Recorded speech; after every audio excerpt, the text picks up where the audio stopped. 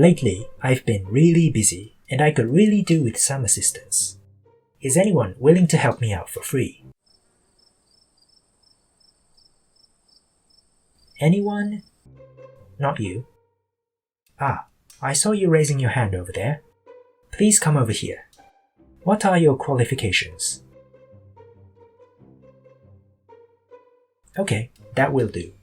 In Japanese, when we are busy, understaffed, and desperate for help from anyone, we say 猫の手も借りたい.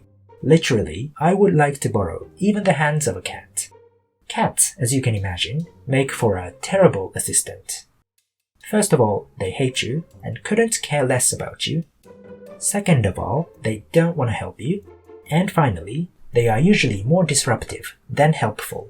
Yet you are so desperate that you would benefit from getting help from even the least competent person on earth.